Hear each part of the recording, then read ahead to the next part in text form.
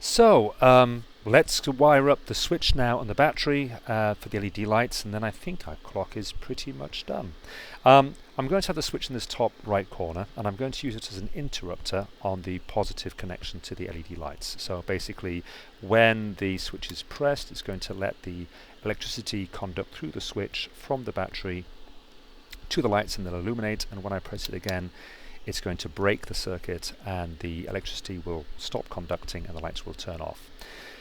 And I'm thinking here my red wire is quite long, so if I just imagine here I'm going to have the switch up in this top corner. I'm imagining of having it so that the wire comes around to about here, and then I think I can use the rest of this red wire to wire up the battery. So let's just get my side cutters. I'm going to strip this, or cut this should I say, here. Let's strip the wire. So in this case, it might be difficult to wrap it around my fingers, so what I might do instead here again is use the thin nose pliers. Grab the wire there and then strip this. Again, just pinch to start stripping and then release your grip a little bit to pull the insulation off. And I'm going to make that a little bit bigger there because I want to make sure that there's quite a bit of wire exposed here so that I can solder it easily to the switch, and I'm going to twist this again to make sure that those loose wires are kind of braided round.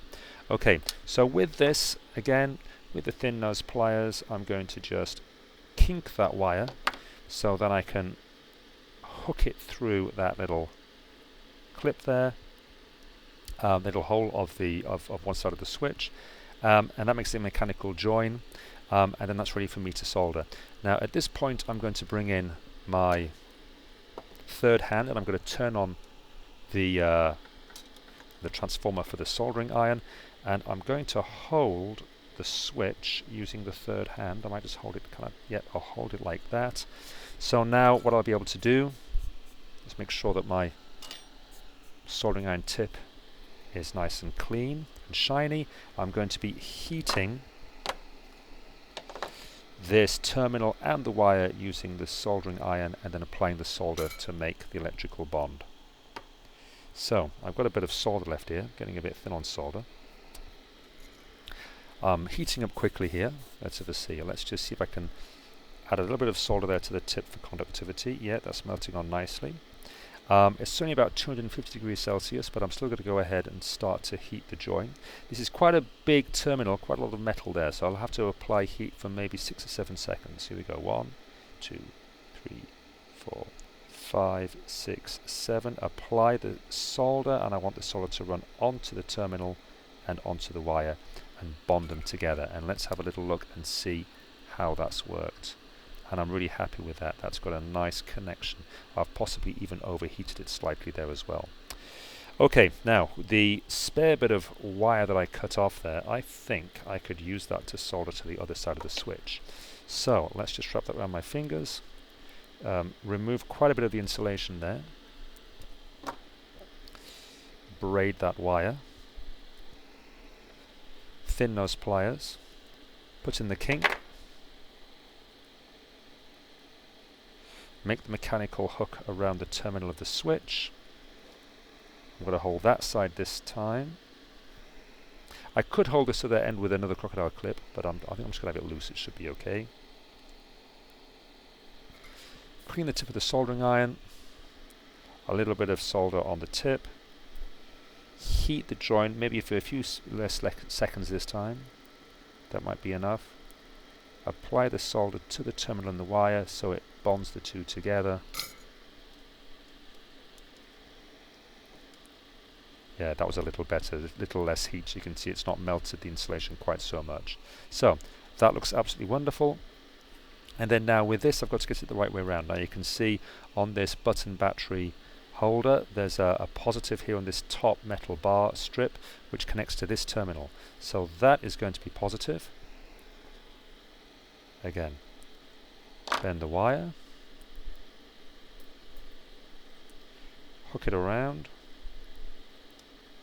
Now when I bent that I hadn't quite twisted it enough. The strands of the wire were just starting to splay a little. Let's try that again. I might try and hook it this way instead. This hole's slightly smaller in the terminal, so it's a bit more difficult to get right. That looks good.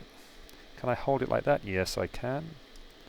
That's a good mechanical join. I'm liking that.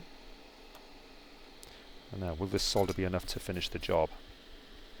I'm just going to turn the third hand a bit round here so I've got a better access to this. Apply solder to the soldering iron. Heat the terminal and the wire.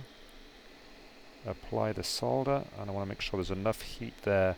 There we go, for the solder to melt across the terminal and the wire.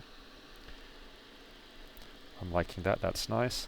And then now I've got the black wire. Now if I look at the way that I'm going to connect all this, it's going to look something like this. So actually this black wire could be a little bit shorter. Let's just trim that down to about there. It's always good to have a bit of excess wire just in case, but you know, I've only wasted a little bit there. Okay, that's exposed the wire. Thin nose pliers. Let's make the hook. Again, this hole is rather small in this terminal, but we're there. Wonderful. Okay, now let's support. Let's do it this way around. That's going to be easier for me to access, holding the soldering iron in my right hand. And I've just got enough solder here. Clean the tip. Apply solder to the tip for conductivity. Heat the join. 4 or 5 seconds. There we go. Apply the solder. There we go. It's melting on there. Really, I'm getting rather short there on the solder, but that's enough. Now, has that bonded enough there? I'm not completely convinced I've got enough solder in there. I was running a bit short on the solder, so I've got another piece here that's a little bit longer.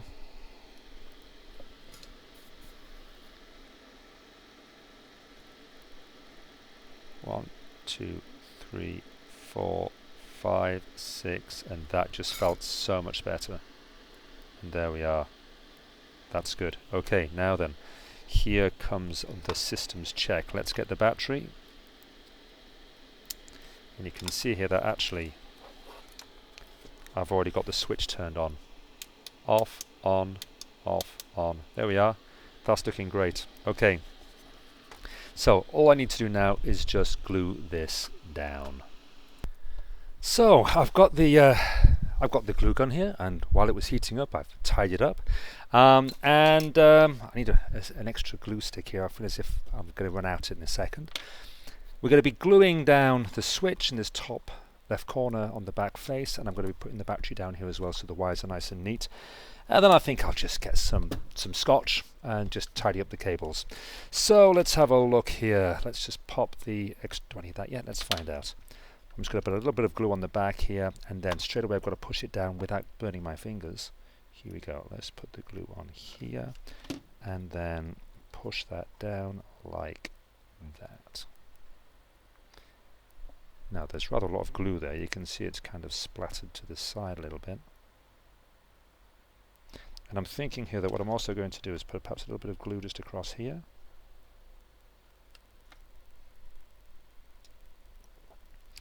And perhaps a little bit of glue just on this side as well, to make sure that that doesn't come off in a hurry.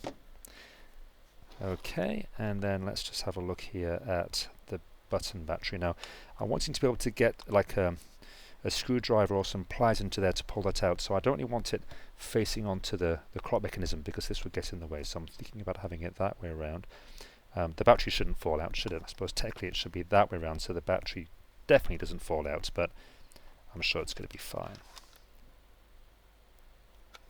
Push that down. And then again here I might just put a little bit of glue across that terminal. And this terminal here, I don't want to actually glue the battery in position, so I don't think I'm going to.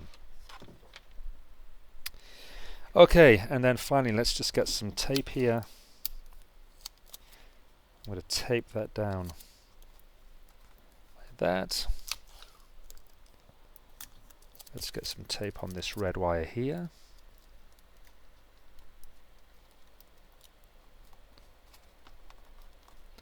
And then finally, just some tape on there. Okay, how does that look? I am liking... Oh, bit of glue just come onto the side there. Let's get rid of that. I'm liking that a lot. Whoops-a-daisy. Now I can see I've got the lights in the background. So let me see if I can turn the lights off, close the blinds, and turn the light on. So there we are. Oh, that little symbol's appeared again. There, it's gone. Good. It's all dark and mysterious. You can even see my shadow, my reflection there. There's a little webcam. Let's just turn the light on and see how this looks. Fingers crossed it looks good. Please look good. Oh, look at that. Halo. A halo around my dog. He's so cute. Oh my goodness. I'm loving that a lot. The problem is actually, if I look here myself, the light kind of makes the picture difficult to see. It doesn't actually light the picture up. But I think it looks really cool on the camera here. Yeah, you know, you can see the clock. Oh, I'm liking that a lot. That's really cool. So voila, that's the end. Finished finally. Just a little thought about this at this point in time. If this was actually on a wall, I thought what would be really cool is rather than having the LED lights behind the picture, would be to have the LED lights actually along the back here of the clock. And then if this had like a hook in the middle here, you could hook it on a wall, and then just perhaps some spaces on the back to separate it from the wall. And then you'd have this nice glow all the way around the clock.